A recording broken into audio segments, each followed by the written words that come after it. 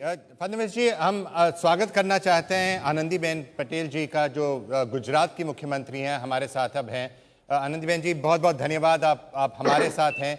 ये जो स्वच्छ भारत अभियान है, अमिताभ बच्चन जी भी हमारे साथ हैं, देवेंद्र फडणवीस भी हैं जो महाराष्ट्र के मुख्यमंत्री हैं। ये जो स्वच्छ भारत अभियान है, आपको क्या लगता है गुजरात में आप इसको कैसे आगे ले जा सकती हैं?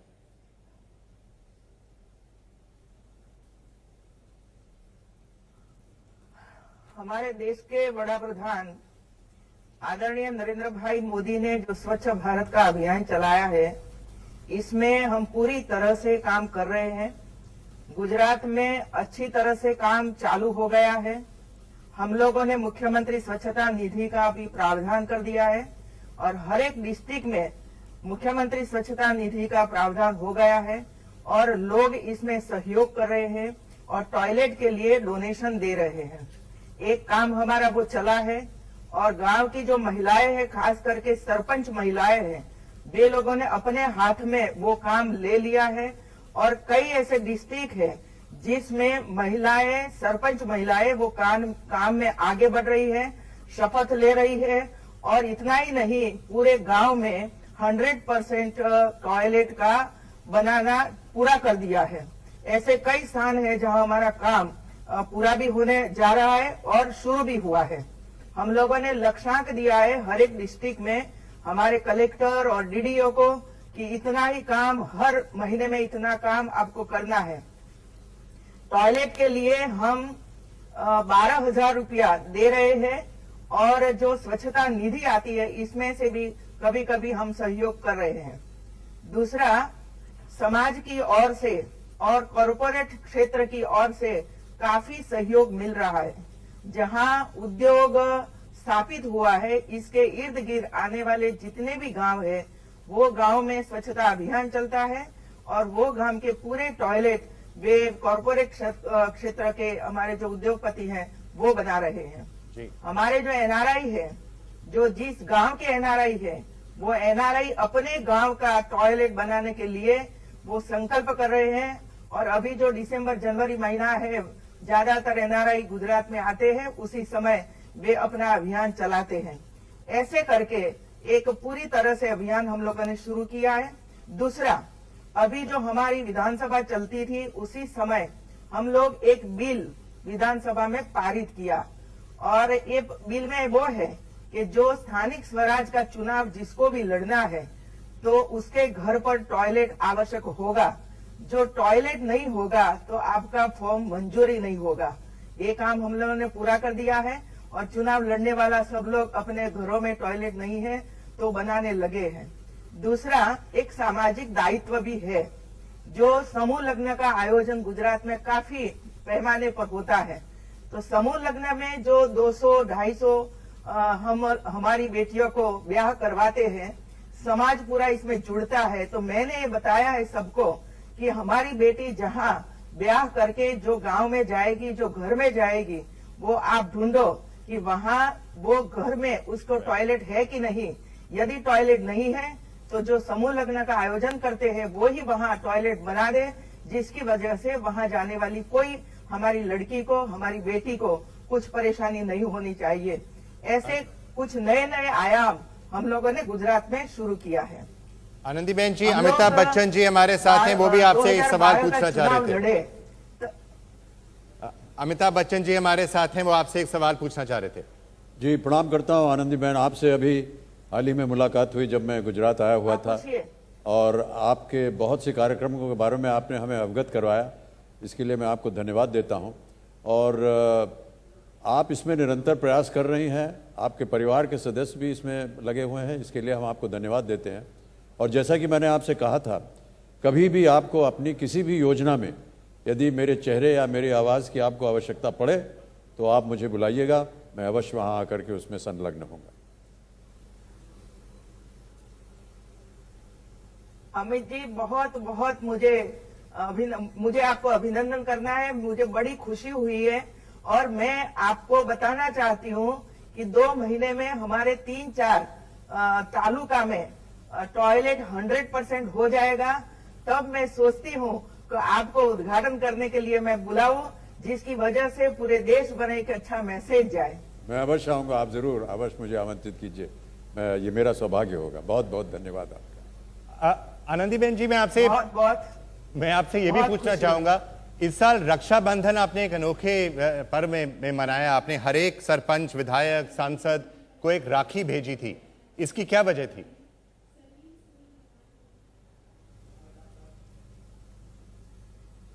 वो हमारी जो रक्षा है वो भाई बहन का एक रिश्ता होता है और रक्षा के बंधन से हमारी जो कठिनाइयां हैं वो कठिनाइयां हम सॉल्व कर सकते हैं। इतना ही नहीं, मैंने राखी तो भेजी थी, लेकिन हमारी जो गरीब महिलाएं जो राखी बनाती है वो राखी बेचने के लिए मैंने पूरे गुजरात में हर एक डिस्ट्रिक्ट और हर एक तालुका प्लेस पर राखी मेला का आयोजन किया था और ये जो गरीब महिलाएं थी अपनी अपनी राखी लेकर वहां आई थी और समाज के कई लोगों ने वहां जाकर राखी खरीदी और इसकी वजह से हमारी जो सखी मंडल है, जो महिलाओं का समूह है जो राखी बनाती है, उसको 30,000 35,000 रुपया उसको मिला और कुल मिला के 1.5 करोड़ की राखी बेची गई। आनंदीबेन जी, ये समस्या है कि शौचालय काफी बार बन भी जाते हैं पर लोग फिर बाद में इस्तेमाल नहीं करते हैं, वो पड़े रहते हैं। तो किसी न किसी तरह लोगों को सिखाना जाना चाहिए कि उनको शौचालय एक बार बन जाते हैं तो उनको मेंटेन करना चाहिए और फिर इस्तेमाल करना चाहिए।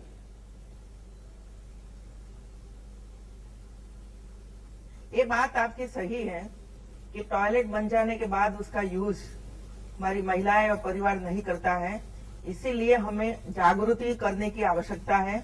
और हमारे यहाँ जो महिला सुरक्षा समितियां बनी हैं, जो डिस्ट्रिक्ट पे है, तालुका पे है और अभी हम ग्राम लेवल में भी जो महिला सुरक्षा समितियां बना रहे हैं, वो महिला सुरक्षा समिति के द्वारा हम घर घर जाकर महिलाएं समझाएगी कि क्या आवश्यकता है और स्वास्थ्य पर कैसी उसकी असर होती है, बच्चों पर कैसी असर होती है और कैसे जो माखी मच्छर वगैरह फैलते हैं, इसमें से कैसे रोग वगैरह होते हैं, वो पूरी जिम्मेवारी से हमारी महिलाएं गांव गांव जाकर कर रही हैं। दूसरा, हमारी जो आंगनवाड़ी है, वो आंगनवाड़ी में भी जो महिलाएं हमारी काम कर रही है, आंगनवाड़ी वर्कर और हेल्पर, वो लोग भी गांव में जाकर महिलाओं को समझा रही हैं। और जो महिलाएं प्रेग्नेंट वुमन है या हमारी 15-20 साल की जो लड़कियां हैं वो आंगनवाड़ी में आती है, वहां भी वो काम किया जाता है, उसको समझाने का प्रयास हम करते हैं। और जो गांव के सरपंच, महिलाएं और सरपंच, वे सब लोगों को भी ग्राम सभा में और अन्य तरीके से वे लोगों को हम समझा रहे हैं कि टॉयलेट की क्या आवश्यकता है। और मैं ये बताना चाहती हूँ कि जो हमारे गांधी जी, राष्ट्रपिता महात्मा गांधी जी गुजरात के हैं और गुजरात पूरे देश भर के थे और हमारे बड़ा प्रधान श्री नरेंद्र भाई मोदी ने जो काम स्वच्छता अभियान का काम शुरू किया, वो गुजरात में काफी समय से चल रहा है, लेकिन पूरे पैमाने पर नहीं चलता था, छुटक छुटक चलता रहता था। इसीलिए राज्य सरकार ने वो किया। श्रमदान भी हम कर रहे हैं और कई लोग इसमें जुड़े हैं और जो नरेगा का काम जो लोग कर रहे हैं, वो नरेगा का काम भी इसमें वो करेंगे, तो वो इसमें शामिल किया जाएगा। दूसरा, जो हमारी कंपनियां हैं, वो कंपनियां भी सीमेंट के स्टील वगैरह दे रहे हैं, वो भी सहयोग अपने तरीके से कर रहे हैं। मैं ये बताना चाहती हूँ, हमारे जो MP MLA फंड्स है, वो फंड्स भी टॉयलेट लगाने में जाता है। अभी मैं एक बताऊं कि हमारे जो वलसाड डिस्ट्रिक्ट में मैं जब गई तब वहां के कलेक्टर ने टॉयलेट का एक एग्जीबिशन किया था कि अलग अलग तरीके से कैसे टॉयलेट बनाया जाता है।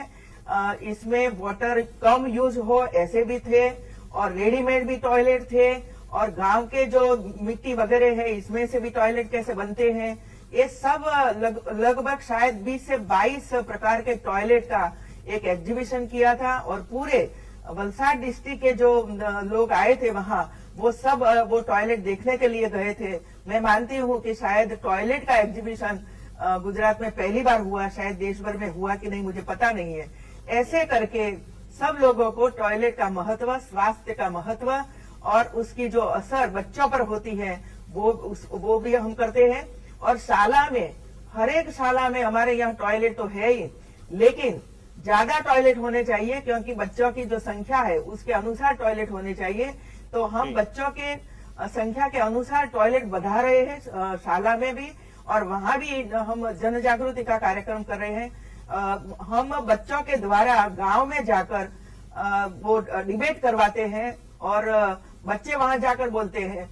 एक तीसरा काम हम लोगों ने शुरू किया है, स्टूडेंट पोलिस कैडेट, जो पुलिस के साथ हम लोगों ने 8वीं और 9वीं कक्षा के बच्चों को जोड़ा है। वो पुलिस डिपार्टमेंट के द्वारा 8वीं और 9वीं कक्षा के बच्चों को ट्रेनिंग दी जाती है। वो ट्रेनिंग में सफाई का भी विषय हम लोगों ने रख दिया है कि अपने घर का सफाई, मोहल्ला की सफाई, शाला की सफाई, कैंपस की सफाई, गांव की सफाई, और शरीर स्वास्थ्य के लिए दारू पीते हैं तो वो भी मना करो, समझाओ उसको। तो वो बच्चे, शायद गुजरात में 20,000 से ज्यादा बच्चे ऐसी ट्रेनिंग ले ली है, और वो बच्चे भी अपने समय पे शनिवार रविवार को गांव जाते हैं, बैठते हैं, अपने परिवार के साथ भी बैठते हैं, और परिवार में भी अपने दादा या पिता जो दारू पीते हैं तो उनको मना कर रहे हैं, उसको छुड़वा रहे हैं। ऐसे कई सारे प्रयास गुजरात में हो रहे हैं, और मैं मानती हूँ, मैंने तो ठान ली है कि अगले 3 साल में घर घर टॉयलेट हमारा पूरा हो जाएगा। ऐसे करके हम पूरा अभियान चला रहे हैं। इतना नहीं, शहरी क्षेत्रों में भी राज्य सरकार की ओर से काफी ग्रांट हम लोगों ने एनायत की है, और इसमें जो वेस्ट है, लिक्विड वेस्ट वगैरह है, वो आगे जाकर एक जगह इकट्ठा हो जाए, और इसमें से लिक्विड वेस्ट में से प्योरिफिकेशन हो, वो पानी का फिर से यूज एग्रीकल्चर में हो। वो प्लान भी हमने इम्प्लीमेंटेशन कर दिया है और आगे चल रहा है। जी अमित जी, इत्तेफाक से हम तस्वीरें देख रहे हैं, वाराणसी की तस्वीरें हैं जी। वहाँ भी हमारा ये कैंपेन चल रहा है, क्लीनाथॉन, और वहाँ कुछ ऐसी सीढ़ियाँ हैं जो लोगों ने शायद 20-30 सालों में देखी नहीं है, क्योंकि उनके ऊपर इतना सारा कचरा रखा हुआ है। ये तो अद्भुत है, काम हो गया। तो फडणवीस जी, आनंदीबेन जी, हम वाराणसी की तस्वीरें देख रहे हैं जहां हमारा वहां भी एक कैंपेन चल रहा है। मोदी जी ने जो स्वच्छ भारत का अभियान सामने लिया है, तो उन्होंने क्या आप सबसे आके कहा है कि आप सब जितने भी मुख्यमंत्री हैं इसमें आपको जो भी करना है करना चाहिए और सेंटर भी मदद करेगी? मोदी जी ने क्या कहा था इसके बारे में आपसे? देवेंद्र जी, अगर शायद पहले आप कहें, मोदी जी ने क्या कहा था इसके बारे में आपसे? मोदी जी ने तो कहा, सॉरी आनंदीबेन, आप ही बोल दीजिए। देखिए, मोदी जी ने तो पूरे देश को आह्वान किया हुआ है। मोदी जी ने पूरे देश को आह्वान किया हुआ है, और मैं ये मानता हूं कि हमारी जिम्मेदारी है। मोदी जी ने आज देश को अगर हमें आगे ले जाना है, तो स्वच्छ भारत के सिवाय स्वस्थ भारत नहीं हो सकता, और स्वस्थ भारत के सिवाय विकसित भारत नहीं हो सकता। और इसलिए ये जो संकल्पना मोदी जी ने रखी है, मैं ऐसा मानता हूं कि गांधी जी के बाद इस देश में इस प्रकार की संकल्पना रखने वाले एक प्रधानमंत्री हमको मिले हैं। हमारे मुख्यमंत्री के तौर पर यह हमारी जिम्मेदारी है कि हम इसको समझें और अपनी ओर से पूरी ताकत लगाकर इस अभियान को हम सफल बनाएं, क्योंकि ये अभियान व्यक्ति का नहीं है, ये मोदी जी का अभियान नहीं है, ये भारत का अभियान है, ये 125 करोड़ भारतीयों का अभियान है। महाराष्ट्र में बसने वाले 11 करोड़ 20 लाख लोगों का ये अभियान है, ऐसा मैं मानता हूं, और निश्चित रूप से हम उसको सफल बनाएंगे। और इसमें बाकी भी पार्टियां लग रही हैं, पूरे देश को इसमें भाग लेना चाहिए।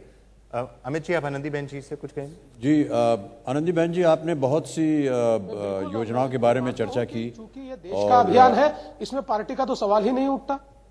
जी नहीं, ये जैसा कि आपने कहा कि छोटे से छोटे लोगों को लेकर के आगे बढ़ना है, धीरे धीरे काम करना है। और मोदी जी ने कई अपने भाषणों में ऐसा कहा हुआ है कि मैं छोटा काम शुरू करता हूं ताकि ये धीरे धीरे इसकी शुरुआत हो और आगे चल के ये एक बड़ी बात बन जाए।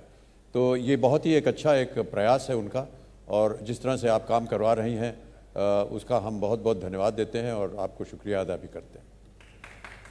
आनंदीबेन जी, एक आपसे आखिरी सवाल।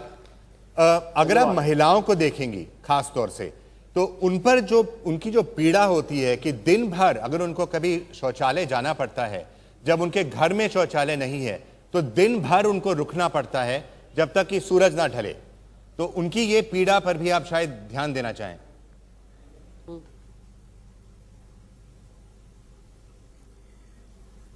जो महिलाओं की पीड़ा है वो मेरी भी पीड़ा है, क्योंकि मैं गांव में से आई हूं और गांव में काम करते करते आई हूं और वो पीड़ा मैंने भी सहन की है। इसीलिए जब मुझे ये मौका मिला है गुजरात के मुख्यमंत्री के नाते से, तो मेरा ये दायित्व बनता है कि हमारी महिलाएं वो कलंक में से मुक्त हो जाए।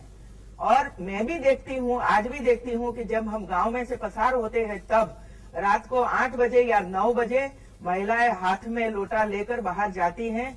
और एक प्रेग्नेंट वुमन को क्या परेशानी होती होगी वो तो सिर्फ प्रेग्नेंट वुमन ही जानती है और मेरे जैसे कई महिलाएं जानती हैं। इसीलिए मैं आह्वान करती हूँ हमारे गुजरात के सभी परिवारों को, सभी पुरुषों को, कि आप इसमें अग्रिम आगे आइए और टॉयलेट बनाने के लिए प्रयास कीजिए, क्योंकि जो टॉयलेट नहीं होगा तो महिलाओं को काफी परेशानी, कैंसर जैसी परेशानी होगी। बच्चों को सबसे पहले बच्चों इसमें भोग बनेंगे और जो काम गांव में होने वाला है वो काम गांव वालों ने ही करना चाहिए और हम उसको सहयोग कर रहे हैं। हमारा दायित्व है और जब तक हमारी हैबिट नहीं होगी, स्वच्छता की हैबिट नहीं होगी, छोटे छोटे काम है जो स्कूल में बच्चे जाते हैं लेकिन भोजन के समय पे घर पर या स्कूल में भोजन के समय पर हाथ नहीं धोते हैं, तो वो हम उसको हैबिट डालने का प्रयास कर रहे हैं। और पूरे राज्य के जितनी भी स्कूल्स, प्राइमरी स्कूल्स और आंगनवाड़ी के हैं बच्चे, वे लोगों को जब भोजन करने के लिए हम बैठाते हैं उसी समय उसका हाथ साबुन से धोए और उसको टॉयलेट वगैरह हम दे रहे हैं, क्योंकि हम हैबिट जब तक नहीं होगी तब तक वो हमारा कार्यक्रम सफल नहीं होगा। इसीलिए प्रयास हम कर रहे हैं। महिलाओं को भी मैं बात बार बार बताती हूँ कि आप घर में जो कूड़ा कचरा बाहर फेंकते हो वो आप कूड़ा कचरा बाहर नहीं फेंकोगे और घर में वो इकट्ठा करोगे तो नगर पालिका में से या कॉरपोरेशन में कोई लारी आएगी, इसमें आप एक कूड़ा कचरा डाल दो तो 50% काम हमारा स्वच्छता का हो जाएगा। ऐसे करके महिलाओं को भी हम समझा रहे हैं और महिलाएं, खास करके महिलाएं वो काम में लगी है, उसकी मुझे काफी अच्छी खुशी है, गौरव भी है। और मैंने आगे बताया कि अगले 3 साल में हम लोग घर घर टॉयलेट 100% बनाएंगे, ऐसा मैं आपको वादा करती हूँ और इसमें मैं काफी समय से लगी हूँ। बहुत बहुत धन्यवाद आपका। ठीक है आनंदीबेन जी, आप हमारे साथ ही, बहुत बहुत धन्यवाद आपका। Thank you. बहुत बहुत धन्यवाद।